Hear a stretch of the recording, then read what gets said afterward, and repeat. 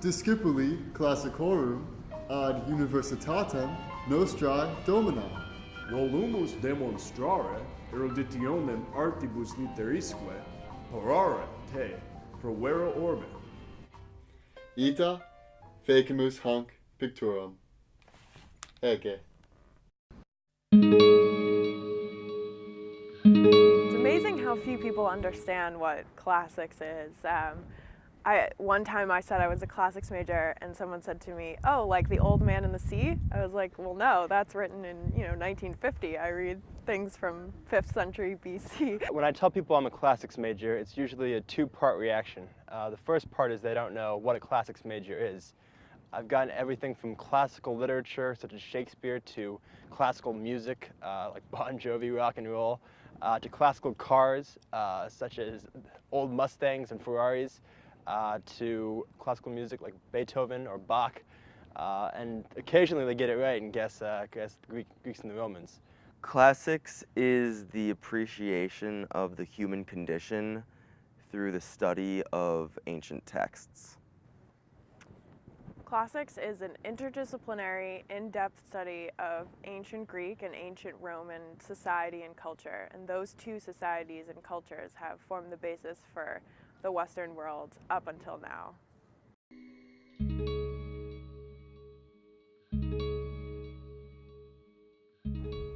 As many know, classics is kind of the foundation of Western government and Western society. And one of the things that really helps by studying the classics is that you know past mistakes. We have a very arrogant view in that we think that every new mistake we make, whether it be in government or law, is the first time that's ever been done. Well, that's not entirely true, in that every mistake we've ever made has already been done by someone else, and they've figured out how to fix that mistake.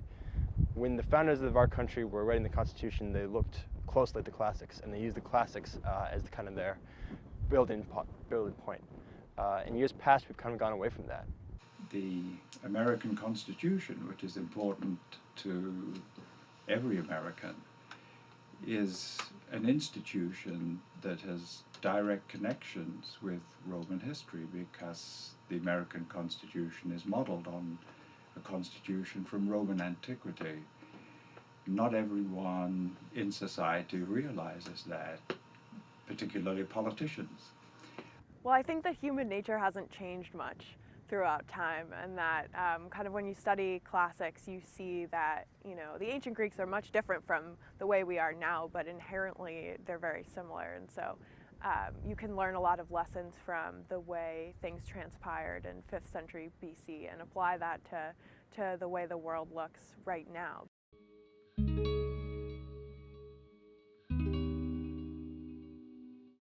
The idea of a liberal education is that it's an education that will set the mind free. And I think one of the essential purposes of undergraduate education is that every student who comes through the system should test every assumption that he or she brings when they come to the university. There's a failure that's occurring in the modern day where we tend to think that the classical conversation is an ancient dialogue and that's where the conversation ends. But the thing that I think is an important quality of a liberal arts education applied on the Hill or elsewhere is the continuing dialogue with that tradition.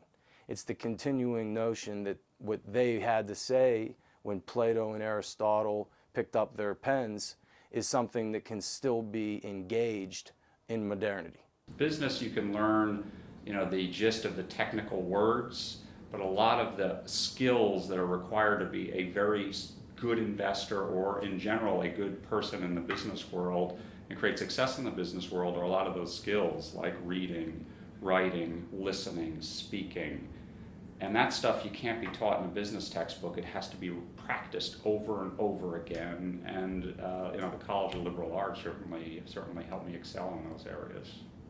Most of the employers I've had have loved the fact that I was a classics major because they like to see that you've got interests that go beyond whatever you may be doing. I've never had to translate Latin for a job, but that doesn't mean that my boss still doesn't like the fact that he's got someone working for him that has the patience to take on tasks that require it.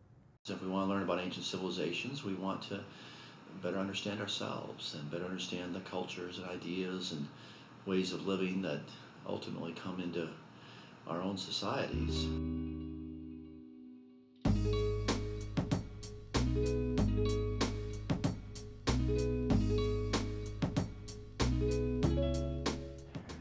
I'm currently working, or I will be working this summer with Professor David Hernandez in Albania on an archaeological dig, and then I'll follow that up with an internship with the patrons of the arts at the Vatican Museum. So really I can do anything I want with my degree, as I'm kind of proving this summer. So I might be a professor, or I might go on to law school, or really the sky's the limit. Well, classics allow you to put things into a historical context, and also there's a lot of reading, there's a lot of writing and discussion and debating, and that's important in the business world. And I find that the people that are the best readers, the best writers, and the best debaters tend to be very successful in the business world. I'm a PLS major, and I've been exposed to elements of the classical education in my tenure as a student in that program. I hope to ultimately apply those lessons in the realm of politics, namely on the Hill.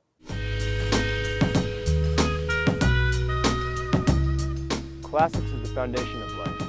Classics is a time machine that lets me be a Roman citizen for 75 minutes out of my Wednesday.